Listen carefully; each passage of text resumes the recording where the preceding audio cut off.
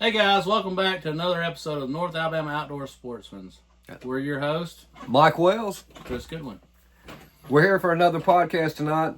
We got a special guest we're going to be calling up and talking with. But before we get into all that, we're just going to give you a little bit of info about what we've been into and so forth. Getting ready, August 20th, my hunt license renewed, getting excited. And don't forget, August 31st, you better have them license in or you'll be expired. We don't want you in trouble. We want you to be back here and enjoying the same things we're doing. Yeah. Chris, we got to keep up with him. He's liable to forget. But I'm staying on top of him every day. So, the guy we got tonight, Nathan Campbell, Chris got to enjoy a wolf pack hunt with him and some other guys last year. Hopefully, we're going to get to do it again this year. Hopefully, I'll get to be there this time. You want to tell a little bit about him beforehand? I met him at the Wolfpack hunt. I've never seen someone so excited our age to go hunting. That meant a lot to me. And just see his enthusiasm about it, it made me want to go even more, and I'm always ready to go, Oh, we know that's right. I think everybody can learn a lot from him, and it'll be an episode to look back on years to come. Well, that's cool. We're fixing to give him a call here in just a few minutes. We want to tell you a little bit about what went on. We got to go to the World Deer Expo this year, see a lot of great products, meet some old friends, make some new friends. It was really amazing that the number of our members off our Facebook group that we got to meet in person, talk with, chat with, and so forth. So we had a really great time. We kept getting asked, where's your booth? Where's your booth? Well, y'all wanted it. And so we made it happen. So in 2026, North Alabama Outdoor Sportsman will have a booth at the World Deer Expo in Birmingham, Alabama. So we're looking forward to that. We hope that, you'll get to come by and talk with us and everything else, because we're just the good old boys. We don't have the flash. We're not the big names and all that. We're just down to earth, beer drinking, God fearing. Just got off work. Beef jerky loving kind of guys. So anyway, if you want some Naos jerky, you more than welcome. We'll put it down in the description and comments. naosportsman.com. You can get on there. We got 6 different flavors. We partnered up with Stan's Beef Jerky. It's been great. A lot of people have put interest into it. We like it. Like I said, 6 different flavors. If I can just keep Chris out of it, because we can't make no money if he eats up all the profit. So we're fixing to dial up Mr. Nathan Campbell, and hope you enjoy tonight's podcast. All right, let's see if we can get Nathan on here.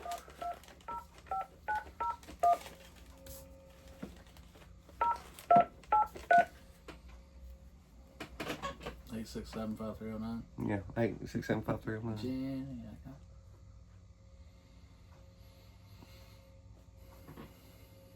Well, let's try him again. Maybe he was busy on that one. Let's try it again.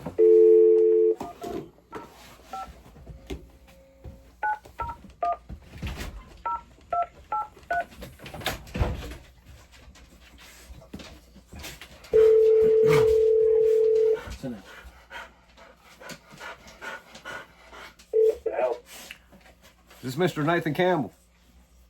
Yes, sir, it is. How are y'all? Pretty good. This is Mike and Chris from North Alabama Outdoor Sportsman. We was going to give you a call tonight and see if you had a little bit of time to speak with us. Of course. All right, great. Yeah, Chris got to meet with you down at the Wolfpack hunt last year. Unfortunately, I couldn't make it, so hopefully this year we'll get to meet in person and so forth and everything. So Chris is right here with the Mighty Mutt Sampson, and he's got some questions he'd like to ask you. We've had some members send in a few questions and so forth and stuff. And so, like I said, if you'll indulge us, we'd like to find out more about you and your hunting experiences and so forth. Yeah, man. Let's have some fun. Well, let's do this. All right. Like I said, I got Red Chris over here. He's still in shock from your long johns, he said, at the hunt. He ain't quite got over that yet, but that's okay. He said you're a great guy. He loved your enthusiasm, said being around you and getting to hunting with you and stuff was really memorable to him. So yeah. I'm going to turn it over to him. I'm going to sit back and just listen and here we go. Well, first of all, the Long John thing, I'm a big boy, all right? And I get cold real easy. So I got to have something that's thick and cover this fat body up. Well, there you go. Hey, there's nothing wrong with that. Hey, I'd rather hear that you were in Long Johns and not a Speedo, all right, my man? Exactly. All right. We won't talk about Mason. Yeah, we won't talk about these other people that's not here to defend themselves. Yeah, let's not talk about Mason. All right, Nathan, here we go. You ready? All right, so everybody Hey, I'm ready. in the audience, Nathan Campbell on the phone. Tell us a little bit about yourself and how you got started out. Well, I started out hunting small game, mostly coon hunting when I was young. I've been hunting my entire life. When I say my entire life, my daddy used to throw me on his back, and I'd stick my feet in his back pockets of his coveralls, and we'd walk through the woods. So that's how little I've been hunting. Hey, can I ask you a question real quick? Did your grandpa hunt? I mean, is it like a generational thing that's been passed down and everything else? Well, so funny story. I never actually got to meet my granddad. Sorry about that. So I actually had an adopted granddad, and him and my dad were good friends, and they decided to adopt me as their own. And he coon hunted with my dad, squirrel hunted, rabbit hunted, anything you can think of. And that's one of the people that I learned from, him and my dad. And they were my idols growing up. Well, that's a good deal. That's a good deal. You got any brothers or anything that hunted, sisters or anything? Well, I've got one brother.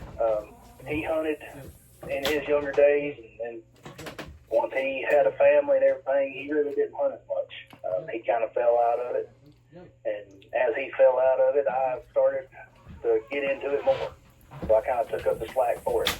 Yeah, well, I understand that. You know, I raised 4 daughters, and so for about 20 years, that hunting and fishing was the last thing on my mind. I was too busy trying to build a business and provide for my family. Of course, my daughters and all are early adulthood and out on their own, so since that happened, I've had more available time, more finances, because we done the basketball and the cheerleading and all the travel sports and stuff and everything, so I understand exactly where you're coming from. Oh yeah, I've got 2 kids of my own, and both of them do their sports and stuff, and every now and then I can get them in the woods, but they completely could care less about going hunting.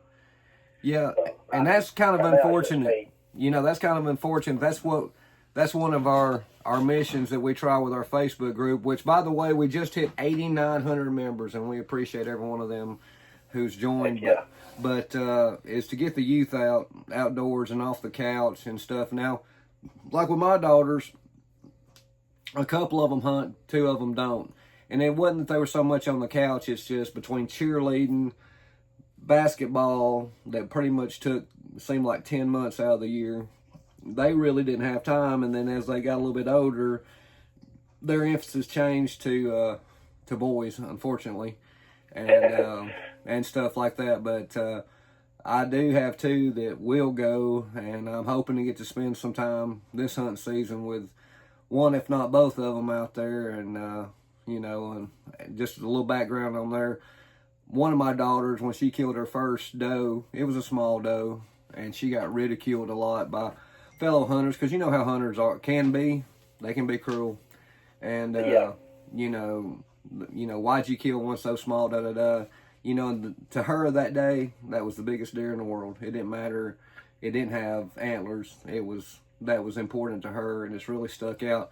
And that's a memory she talks about quite often and everything, so that means a lot to me. Yeah, my son, I took him last year, and I can't shoot a regular compound bow because I hurt my shoulder, and so I've got a crossbow. I took him, we went out in the woods and set in the blind, I set up. There was about 4 or 5 deer come in, mostly does and a spike, and as soon as he seen those deer coming up the draw, he started giggling, and it was like he was giggling under his breath, but I could hear him, and he was shaking. And for the life of me, I don't know why he hasn't been back. I don't know what it was, but I don't know if it scared him or what. But to me, that was just seeing him light up when they walked in, even though we didn't get to kill anything that day. Just seeing him, just the reaction on his face meant the world to me. No matter whatever happened else, that's a memory I'll always remember. That's a memory you'll have, and I'm sure deep down he will remember. I mean, you know, and that's awesome. We love hearing stories like that, you know, and everything else. So, all right, what's the next question you got there, Chris? Besides your dad, I mean, who played the biggest influence on you wanting to be in outdoors and everything growing up? Well, like I said, my dad, he coon hunted, he competition coon hunted, he competition squirrel hunted, he competition rabbit hunted. But the biggest thing was me and him getting to go and pleasure hunt, coon hunt. My dad never deer hunted a day in his life. The man that got me into deer hunting was a man by the name of Terry Weber. Rest his soul. He died probably about 15 years ago now. But he got me into deer hunting. And, of course, we were good friends before that. And the first time I ever went deer hunting, we actually went and run dogs. I live in a small town, and back in the 90s and 2000s, there was a hunting club here that literally took up 3/4 of the town. We had about 10,000 acres, and that's what it strictly was a dog hunting club. We had probably about 100 members. And he was in that club, and he took me, and we ran dogs, and I fell in love with deer hunting, running dogs. I'm a houndsman myself, so I love a pack of dogs, no matter what they're running. But he's the one that got me started. And the thought process of how to get closer to the deer instead of them running 90 to nothing across the road or across a clear cut somewhere. That's where my infatuation was, getting closer and stalk hunting deer. And I've always been a ground hunter. I'm 300 and something pounds. 300 and something pounds don't climb trees very well. So I don't like getting high. I bet Wes Moy had a heyday with that one, didn't he? About you hunting on the ground, about like Chris. No, I actually took my stand and actually got up in a tree when I went to wolfpack hunt, because he told me before that I needed to get high and I needed to have a stand. So I made sure that I had a stand, and I won't say I don't do it, but I would prefer ground hunting. See, I weigh like 140, and I stick to the ground. And then he woke up. So let me ask you this: do you prefer public land hunting or private land? I like both. Well, can you tell me, in your eyes, advantages or disadvantages of both? In other words, what about public land you feel like you got an advantage on versus private land? Do you think that it's a better challenge? Do you think, in other words, is the kill just important on private land as it is on public, or is one outweigh the other? Well, I'm going to say this. If I go in the woods, if I have a specific deer I'm looking for, then yeah, I mean, the kill is important. But for me, it doesn't matter if it's private land or if it's public land. As long as I'm in the woods and in God's creation, I don't care. Amen. I'm a big Christian, and every day I get to go in the woods, I get to be closer to God, and the woods is my church. Amen, and sir. It doesn't matter what I see or anything. Like the wolfpack hunt, for instance. I've seen 2 deer, a hog, and a coyote. And I had more fun not shooting anything, just being out there and the fellowship with everybody and being out there in God's creation than I have had in the past 15 years of hunting. Hey, I was thanking God when you and Mason come down there to help me and Jerry get that doe out. Y'all brought I bet you were. Y'all brought the cart and you just started dragging it by yourself. Me and Jerry's back there. Oh, Nathan's going up the hill like a horse. Well, I mean, I was kind of there. My truck was there helping pull deer out, so, you know, I might have not been there physically, but I was there. Yeah. So. Okay, so he used your truck to get down there. I see. Yeah, put it through them little pines and all that stuff. You know what I mean? Yeah. Hey, sometime we have a chance. Maybe we'll have a campfire story about me and him down at our hunt club coming out of a situation in reverse in that truck. It was It was an experience. People still don't know where we was at. No, we didn't know where we was at. Apparently. Just look at the maps. Just look at the maps. Just follow this road. It wasn't a road, but like I said, that's a campfire story. Yeah, if I told you all the stories, we'd take 3 episodes of this just for me to tell you all of them. Hey, we can record all we want. Hey, don't tease us with a good time now. What is, do you have a particular hunt, no matter if it's deer, what have you, that really stands out to you the most? Something that really, I know that anytime you're in the woods, it's a blessing, but is there any particular hunt with, you know, a particular kill or just a particular hunt in itself with a particular person that you just, you know, but it'd probably be like your number one memory? I mean, is there any something like a, you know, maybe a challenge that you know, that took you a lot of work and a lot of everything for that particular kill or anything? Yeah, actually there is. This past year, when that big snow hit for most of the state, I was lucky enough to not have to go to work that day, and I actually sent Chris and Mason the picture of this. But when it snowed, I had walked in and it was sleeting and snowing, just miserable. And I'm walking in with my green light. I always use a green light. I don't know why, but I do. Was walked in probably about 600 yards. This is on private land, over here close to the house. I didn't want to get too far off, possibly wreck my truck or something like that, so I stayed close to the house. Going in, and I get probably about 600 yards in, and I get to my spot, and I'm hunting on the ground. I clear out everything and sit down, and probably about 10 or 15 minutes of me getting set down, it's still dark. I see the moon's kind of bright, so I see a silhouette walking off a ridge in front of me.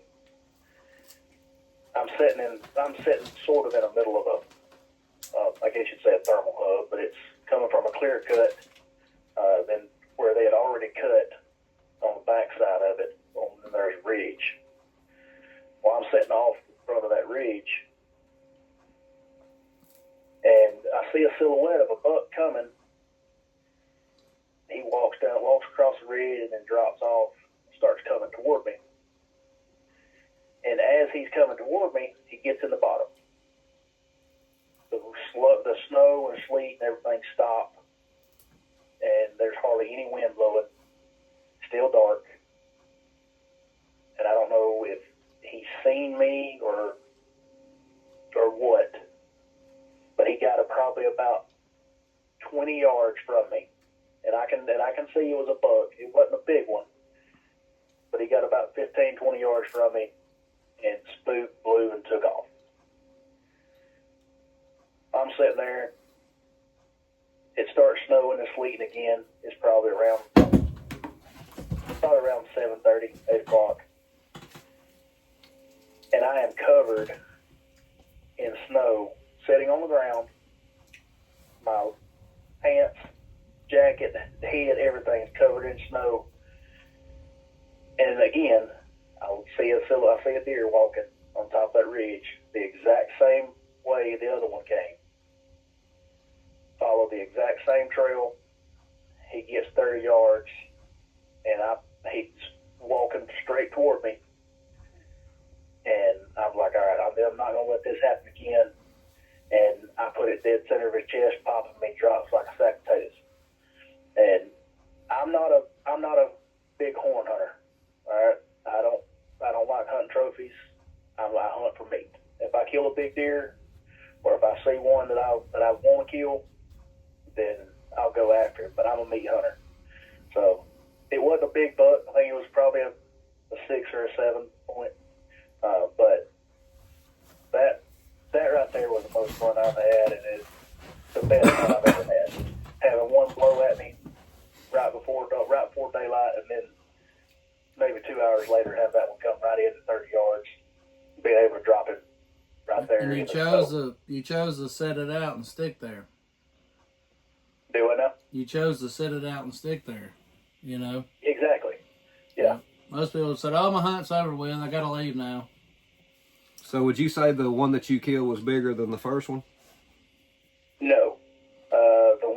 The first one that came in, I couldn't exactly see which one it was, but he was an old deer. I know he had one horn or one antler on one side, and it was a 4 point.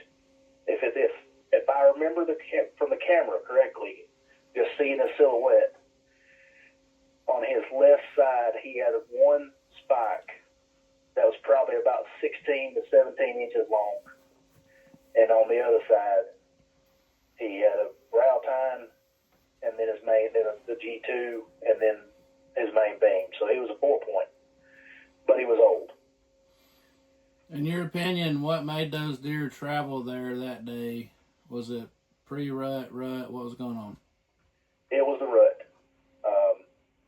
This was January 9th, I believe, the day I killed that deer. Mm-hmm. And then I went back.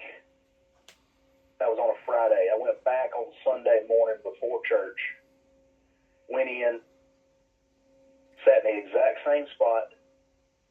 Had another deer walk the ridge and go the opposite direction to my left and come down.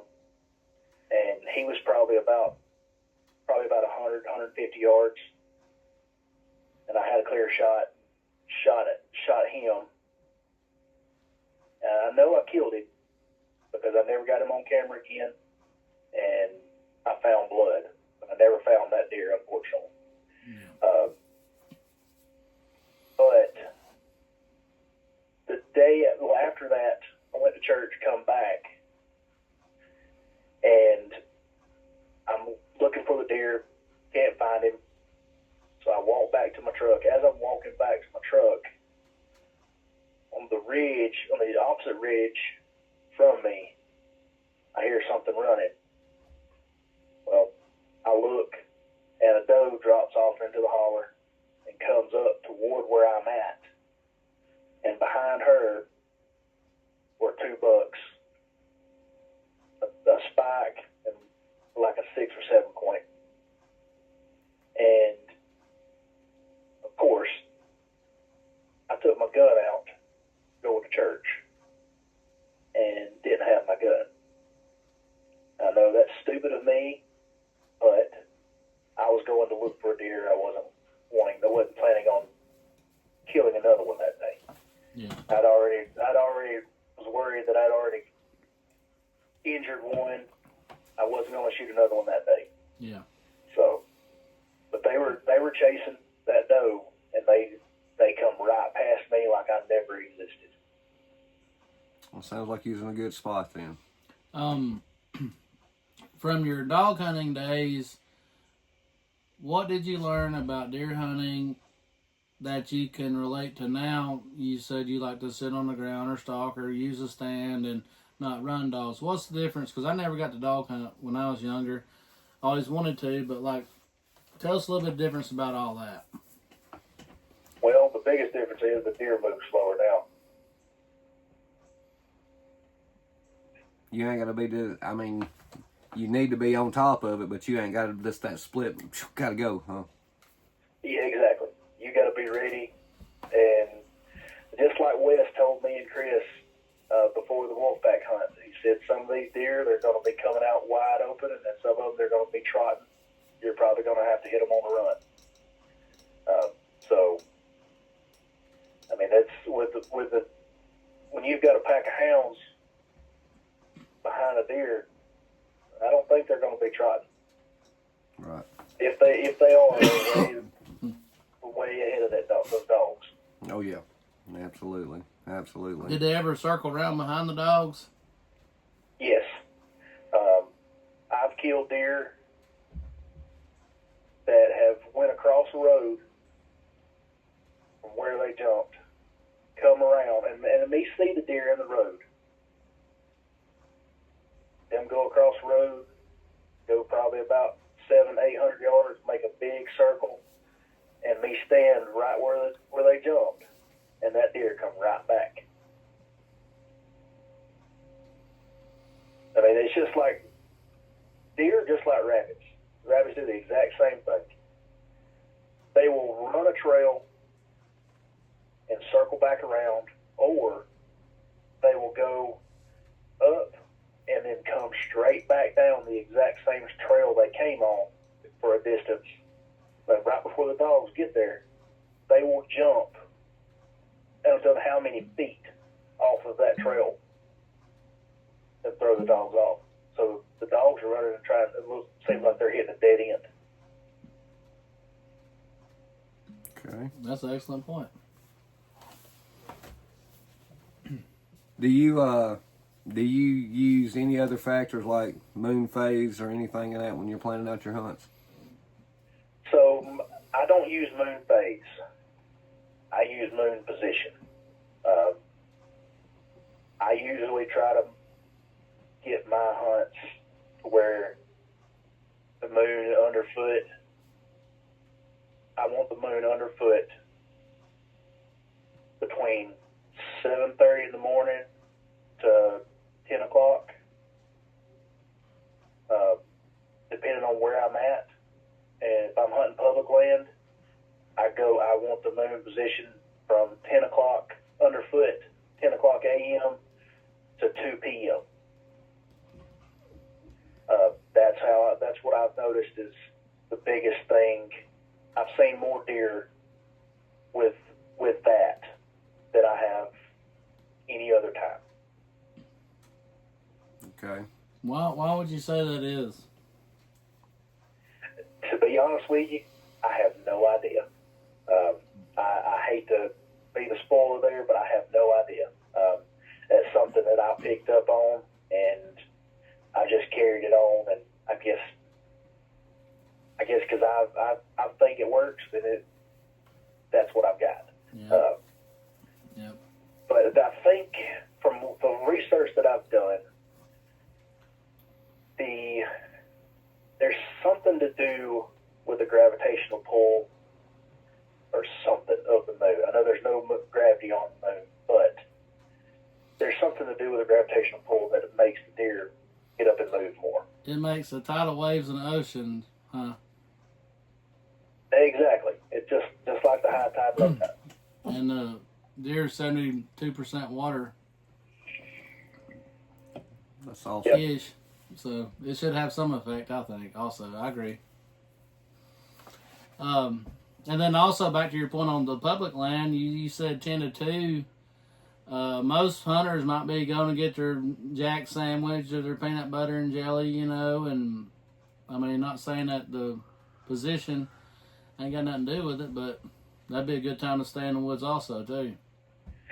Exactly. And that's the reason why I chose those times, is because I want to be in the woods when nobody else is. Yeah. So when I go to public land, I may get there at daylight. may get there before daylight. But I'm not going to get to my spot that I know for sure until 9 o'clock.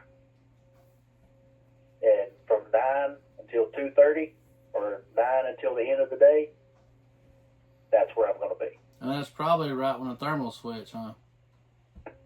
Exactly. You ain't giving your cards away before you get there. Because most people, they're going to leave 10:30, 11, something like that. And I know there's been so many studies on deer movement, stuff like that, but there hasn't been much done on public land that I've noticed. Yeah. Most of the land that I've seen is some type of private. Yeah. But on public land, the ones that I have looked at, the one on public land, the deer movement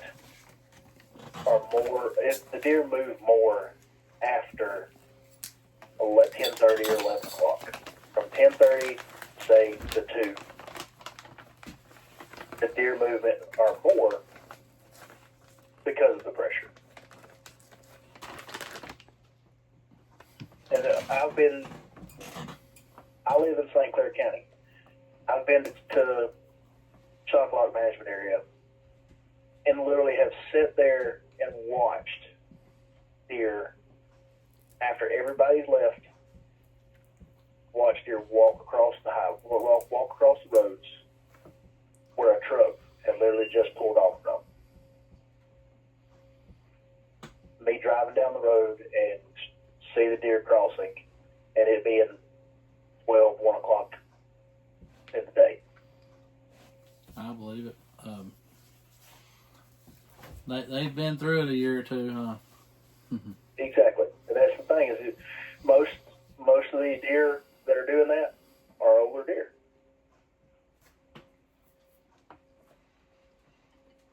Awesome. Good info for the people that watch our videos.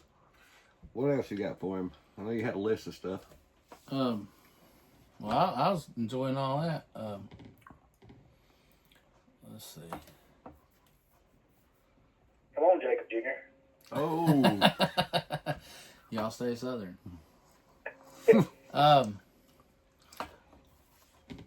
Besides, one of them was, what have you learned along the way? Well, what else have you learned, like, besides what we was just talking about? Do you do mock scrapes on private land, public land? Have you ever baited on private land? How did you see that results? So on and so forth. I'm gonna be honest with you. I've baited, and I still bait to this day. It depending on where I'm at. If I have a bigger, well, I wouldn't say that, because I've got several small places that I hunt that are, and this is another thing too. I'll get back to what I was just saying, but when people say you can't kill the deer on 7 acres, 10 acres, that's a lie. I know that. I've killed numerous deer on plots less than 15 acres. We have And to. the deer that I killed last year in the snow, it was on 30 acres. Now, the position of where that land is important, Mm-hmm. because that land was also butted up to probably a 6,000 acre hunt club on the back side of it. Location, location, location, just like real estate. Exactly. And I know people seen on YouTube and TikTok and all this on Facebook, the suburban bow hunter. Yeah. That man has got it figured out, because I have several places that are in the suburbs and in house subdivisions and stuff like that are amazing. There's deer galore, but the owner only wants me to kill those. Yeah. I have deer that are massive. Nothing to, not Michael Perry massive, but to me, this homegrown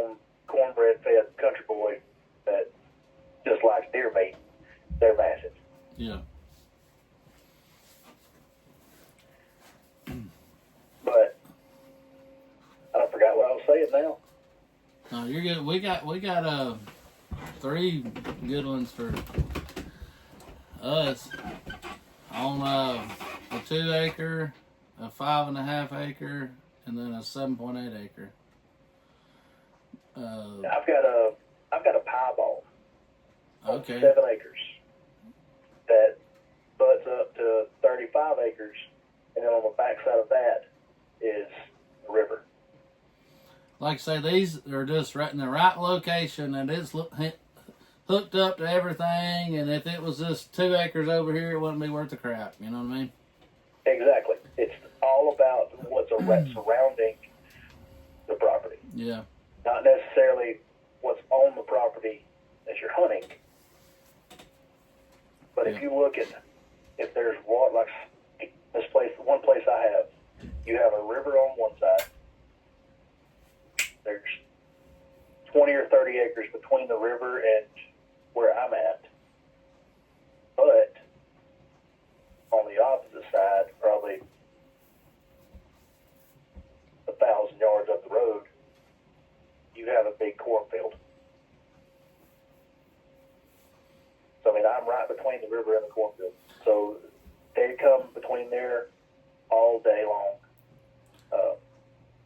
So it's all about positioning and what's surrounding the property. And what's been your experience if you pour out corn on smaller acreage like that? What's been your experience on that? I don't pour out corn. I use antler magnet, or people call it triple grip, or the kitchen sink, or whatever. But I use antler magnet, and it does have corn in it. The peanuts and the soybeans? It has roasted peanuts and roasted soybeans in it. Okay. And I can pour it out, and the deer will devour it within a day. Do you do that on the ground or in a feeder or what? I do that on the ground. I don't like the feeders because I've noticed I've used them before, and I've had deer come in and that thing go off, and so from my experience, if you're wanting to hunt a property quick, say you just get permission to hunt a property, say this week, and you want to hunt it this season, by the time the rut comes in, the deer will be adapted to a feeder. It takes a long time for them to get adjusted to a feeder, especially a spin cast feeder. Now, if you have a gravity feeder, that's a little bit different. But I pour all my stuff on the ground. I clean out a spot that's probably a 20-foot by 20-foot circle, and I pour it in the middle of it, and I spread it out, and I kick it around and stuff like that. Make them work for it? Exactly, yeah. I mean, if you can pile it up, they're just going to stand there over top of it and eat it all. You plan, obviously, where you pour it out, your access and the normal winds at that time and everything, you're standing already? Yes. Most of the time, if I have a spot, I plan at least 3 accesses to it. Sometimes I can, sometimes I can't. So if I have to get permission from the adjacent neighbor on a small property or something like that, I'll ask permission. Hey, I have permission behind you to hunt. Would you care if I pass through your property to be able to go back there, or something like that? Not hunt their land, but just to be able to pass through there. Yeah. And most of the time, when you come up to somebody and ask them, "Hey, do you mind?" And if somebody has already given you permission in the neighborhood, they're more likely to give you permission to be able to go in there. Yeah. Especially if it's a neighbor. You gotta build those relationships. Exactly.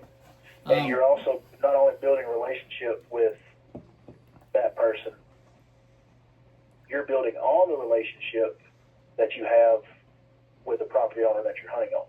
Because if that person trusts you, then the other neighbors that you're wanting access for, they're going to possibly trust you as well. So how do you go about setting it up for 3 accesses? Say you got north-south facing rectangle. You can come in from the east. Do you put your feeder or your bait pile over to the west side and try to come in from the south, the east, and the north, or how's that look? So it just depends on the property. When I pull up my Spartan Forge app and look at the property and looking at the adjacent property lines and stuff like that, that's going to determine where I want my access points. And there's sometimes where I can get in and, like this one spot, it's only 7 acres. I've got 3 entrance points that I can come in on. One of them I have to walk a little bit longer to get around to. But the other 2 is only like maybe a 200, 300 yard walk. Now, do you use LiDAR and the recent imagery that they come out with now on Spartan Forge? Yes, I absolutely love LiDAR. I can see a pool in somebody's backyard and see how deep it is. And I think I actually showed you this, Chris, at the Wolfpack hunt, but the detail that the LiDAR shows surpasses anything that a topo map shows, of course. The technology has outdone itself with that. I don't hunt saddles and stuff like that. I hunt drainages, and I always have. But I also try to hunt close to water and bigger bodies of water. Like where I live, I'm a mile from the Coosa River, and any creek, any bigger creek, I try to get close to that, and I'll hunt the drainage coming off of that creek. And why is that? Sorry, go ahead. Why do you choose to hunt the drainages? Near the big creeks, because the wind swirls down there. You can't hunt down there, everybody says, but obviously you can. So my biggest thing is moisture helps scent. That if I find deer closer to water, and I may be talking out of my head here, but this is the way I think, and if somebody thinks otherwise, then that's their opinion. Exactly. But moisture helps with scent, and especially with deer, because deer have over 250 million olfactory receptors in their nose. And the closer I am to water, the less my scent's going to be carried. Of course, humidity and stuff like that is going to be greater, but if I'm closer to water, the less my scent's going to carry. And that's why a lot of people use water access nowadays. Exactly. But what is it about the draw coming off there that intrigues you and you've had success about? They coming above the draw, the least path of resistance, or how are they working around through there? Yes. So most of the deer that I've seen and that I've killed on draws, they're coming around the point. I know a lot of people heard Bobby Worthington talk about the draws and stuff like that. And that is where trails. I got some of this from was him, and finding those areas where deer are coming around it, maybe coming off to a point somewhere. But the end from the top of that draw is where I've seen most of my deer come across. And I don't notice a lot of deer crossing the creeks or anything, creek crossings or anything like that. They're going to go around it if they can.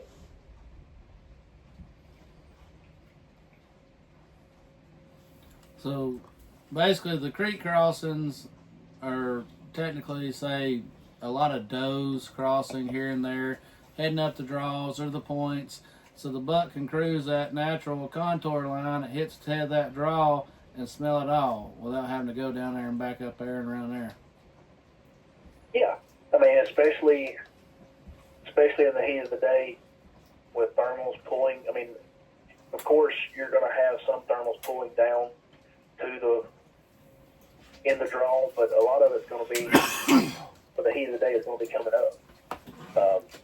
And that's exactly what I think happens, is those bucks are cruising around the top of the ridge or whatever, and if there's a doe at the bottom of it, that's what they're going to do. They're going to smell that doe at the bottom as they're walking around. Now, have you ever noticed any difference in, say, a eastern facing draw, the sun's coming up, whether there's leaves on, leaves off, versus a western facing draw, one being better in the morning versus the evening? Well,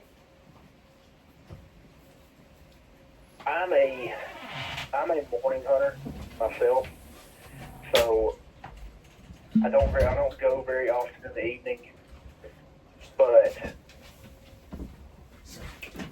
I would much rather, if I'm gonna sit on top of a draw, I would much rather watch the eastern side, because sun's gonna rise in the east anyways, right? Mm-hmm. It's gonna hit it first. All the thermals down there is gonna be pulling up, and I would much rather hunt the top of the eastern facing draw than a western in the morning time. And even time probably be the opposite. Have you I hope noticed? that answered your question. Yeah. Have you noticed anything like, say, early season, north point versus south point? Everybody says, oh, north point, moisture, early on, acorns, whatever. South point, later on, sun. I haven't. Most of my, I usually don't think about the north and south early season. Most of my stuff is which way the wind's blowing. I could care less of what side it's on. I want to make sure my wind is right and my scent is under control. And how are you going to go about, say, early season this year that we're going to have a bumper crop of acorns? There's acorns everywhere. What's your strategy? Well, I've already found a lot of acres of white oaks and red oaks, and like you said, they are absolutely loaded. I'm going to concentrate on those bigger oak trees on top of ridges. That is my main concern. On top of ridges, and like I said, if there's one on the side of a hill or on the side of a ridge that's coming into a draw, I'm going to concentrate my area right there. And why are you focusing on the bigger ones? Do you think they grew bigger because they have more nutrients and stuff? Yes. If you actually look, most of your bigger oak trees are either they have a big area where they get a lot of sunlight on the ground floor. Say if you're in a bottom somewhere, the understory is not that much, so they have more room to grow. But the bigger trees on top of ridges, in my opinion, they get the sunlight first, so they can grow bigger, they can grow faster. And I don't know, like I said, this is just the way I hunt. Oh, yeah. People think differently and do things differently, but I've found that if I hunt a bee tree on a ridge and I've seen deer on that ridge before, then most of the time when there's a bumper crop of acreage, they're going to be on that ridge eating those acres. And do you care if it's a white oak or a red oak, or how do you go about that? It's all depending on when they fall. I'll hunt white oaks first, and then I'll hunt red oaks. And we all know as hunters, and we've listened to every Tom, Dick, and Harry talk about it, that deer love white oaks more than red oaks. And that is true. They do. But when there's no more white oaks, the only thing they have is red oaks. Yeah, And just like every rut hunter in Alabama, what do? They follow the rut. So I follow the acres sometimes. So do you prefer the Little Debbie oatmeal cream pie, or do you wait for the Christmas tree cakes? Like I said, I'm 300-something pounds. I like anything. Both. I mean, if I could get my wife to cook me a home-cooked meal to take in the woods with me, then I'll do that if I need to now. We just try to have a bunch of fun when we're out doing this right here. We're when it's time to be serious, we're serious, but we like to cut up and have a good time, and just not make it so formal and everything. We just like to have basically like a good old boy conversation, good old girl conversation. It's like I said, just like you sitting around a campfire, just a little bit of BS here and there, a little bit of knowledge, and just smiles on people's faces, and that's what's important to us. We're going to have fun and roll with it. Exactly. Oh, yeah. I mean, and Chris knows me, and he knows I'll cut up and joke around. And suplex like somebody. Yeah, I heard about this suplex thing. Like I said. Yeah. We I was hoping that he wouldn't bring that up. Well, like I said, it sounds like we definitely got some campfire conversations that we need to have in the near future. Yeah, well, I'm going to make sure I give him a big chop in the chest when I see him in the wolfpack hunt. You got anything else?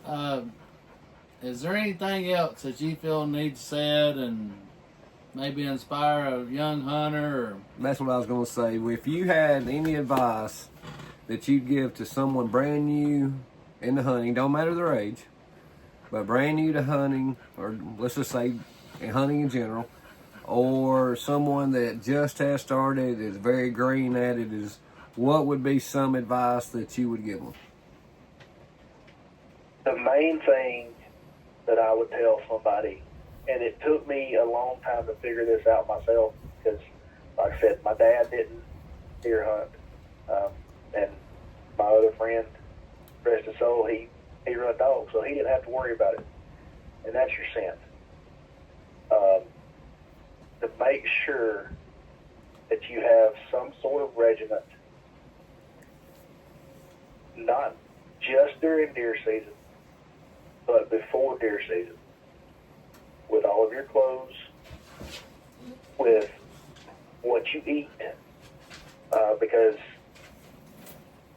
believe it or not, what you eat, once you sweat it out, that puts off more odor than anything. Your body pushes out toxins that's massive killer for deer. So don't be like onions and stuff, garlic. Exactly. I mean, I love Italian food, so I love my garlic, but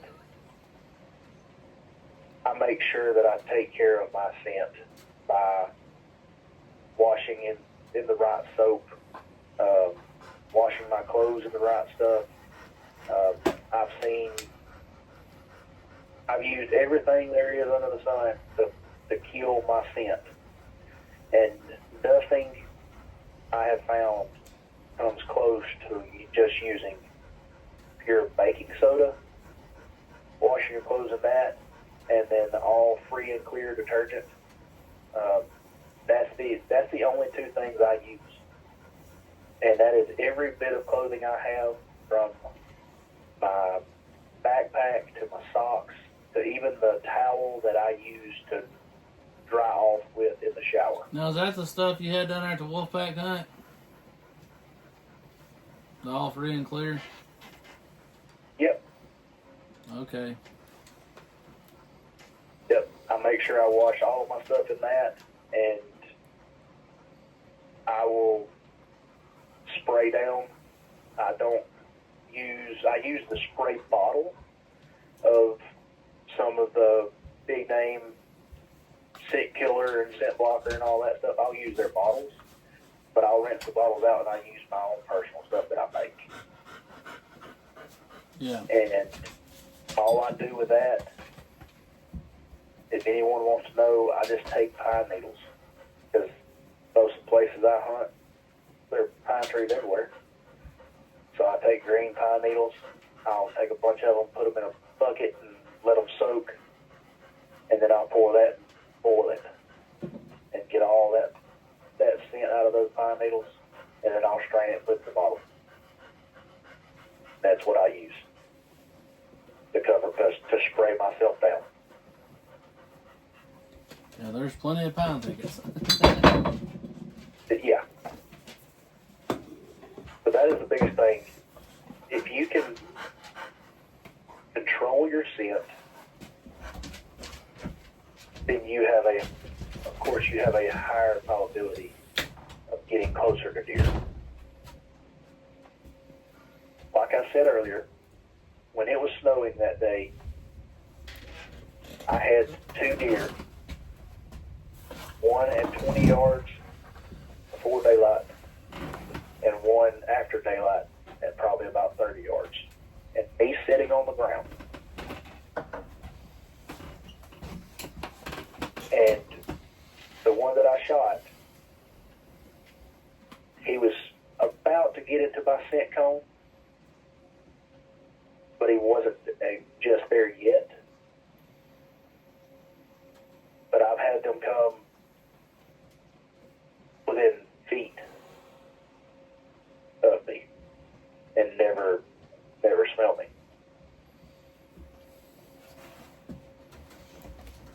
Hey, well, that's some great information right there to share, on our group and everything. We try to give out as much information. We don't necessarily always go with a one-way approach. I mean, different people have success doing different things and all, and that's why we like for people to share with us what works for them. Just like you have some people, they are just so, I guess you say, jacked up that you got to wear a certain brand of camo and stuff like that to be successful. And I mean, the proof's out there. You can be successful in blue jeans and a plaid shirt. So we just like to hear different people's perspective, not someone that's went and done 75 podcasts with others. We like talking to the working class, the individual, the weekend warrior, if you want to call it, the guy that's out here busting his tail for his family or what have you, or the woman, and you know, they're limited on what their time, or they're limited on the land that they have access to hunt and stuff like that. So we love hearing success stories like yours, and we love, you know, chatting with you about what works for you and so forth. So, and if you want to do another one, we're always available. We'd love to, you know, after this deer season, like, you know, we do public land, but then we are in a hunting club in Greene County. So, you know, hopefully, if nothing else, after deer season's up and we start winding down, we can have you back on, and hopefully we can have all of us can have a bunch of success stories for this. We're gonna get some meat. 25 to 26 years, because that's what we are. We're, you know, yeah, naturally, if you're not going to sit there and say, well, it was a big, nice buck, and I just didn't take it. But, you know, we want to fill the freezer. The big mature buck, that's second nature to me. Like I said, we want that. We're not going to turn it down, but we eat deer meat, so that's what's priority for us. Oh yeah, I mean, I'm the same way, man. I've got friends that are trophy hunters or so-called trophy hunters, and they might kill 1 or 2 deer a year, and they're lucky if they kill one. But I want to be able to feed my family and be able to donate food, donate deer to other people that are in need and stuff like that.